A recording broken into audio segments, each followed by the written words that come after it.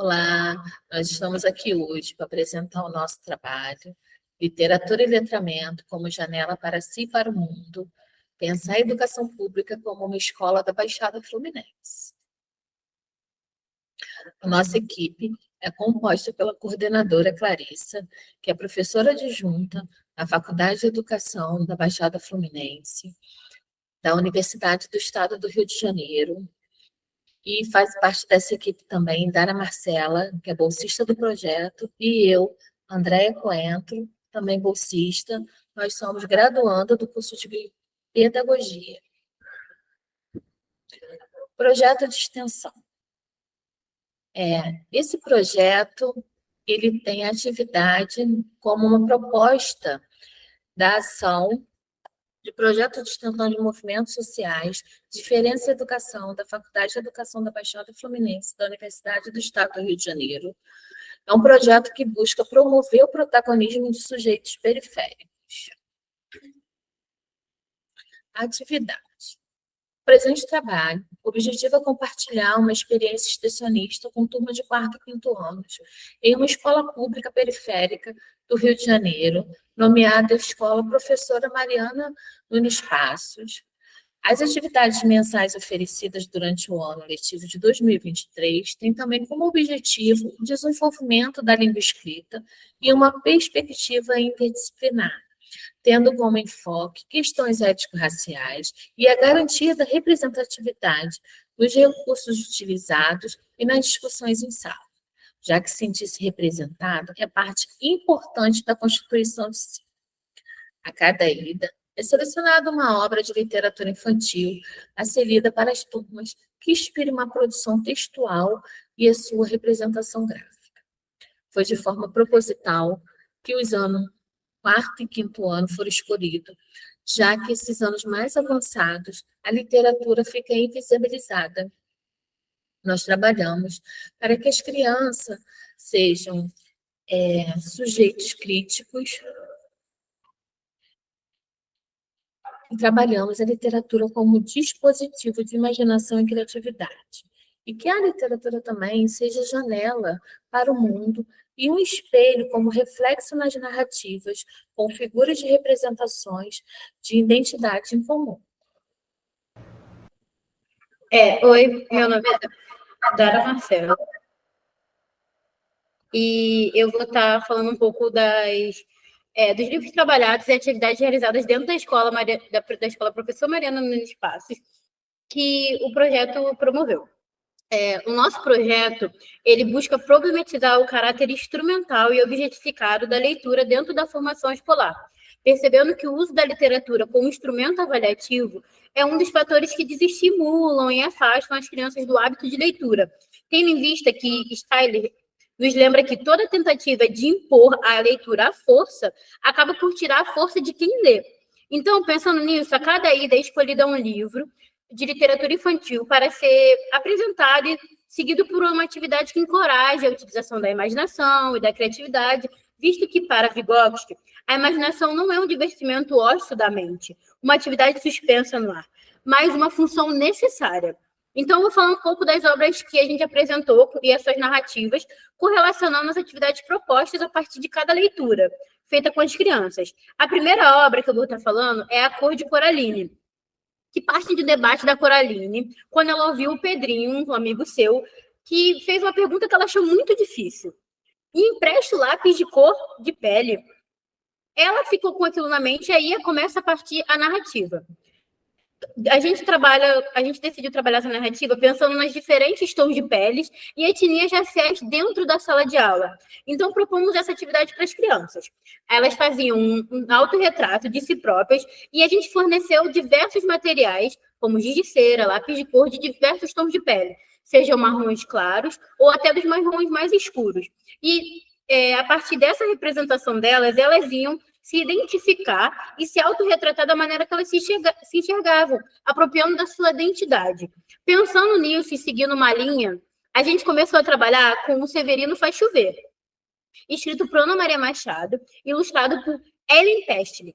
A história do Severino se passa no sertão, no Nordeste, e é um dia de seca. Então, o Severino traz uma problemática. O que ele poderia fazer para ajudar a fazer chover, já que ele estava tão triste com aquele deserto, aquela seca. O Severino se diz um menino comum. Então, a partir dessa leitura, a gente que aborda tanto a temática territorial, a gente decidiu trabalhar com 2 atividades. Uma era uma árvore genealógica, que eles iriam levar para casa e fazer uma pesquisa de onde seus pais e avós vieram para discutirmos na próxima atividade. E a outra era que se eles tivessem um superpoder que pudesse ajudar o mundo, qual seria o superpoder deles e o que eles fariam a partir desse superpoder. Pensando em continuidade, já que a gente tinha acabado de conhecer o Nordeste através da literatura, a gente escolheu Abapracaba Brasil. O Abapracaba Brasil conta a história de uma cabra chamada Eusébia, que junto com seus amigos e sua lâmpada mágica, decide viajar por todo o território brasileiro. Como o Abapracaba Brasil, ele trabalha sobre as diversas regiões do Estado brasileiro, pensando nas diversas culturas, diversos climas. A gente decidiu trazer uma atividade para eles, que era uma proposta assim. Eles iam utilizar daquela pesquisa anterior que eles fizeram da árvore genealógica, e nós trouxemos um mapa do Brasil, só com as regiões e os estados e as cidades do Brasil.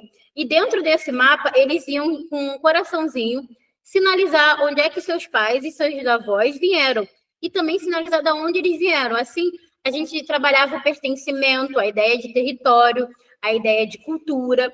E, junto com essa atividade, a gente propôs que eles fizessem uma ilustração ou contassem uma história de que, se eles tivessem que ir para algum estado, qual seria e o porquê eles iam, já trabalhando o entendimento de território, de cultura, de pensar nas diferentes narrativas e possibilidades dentro do nosso estado, dentro do nosso país.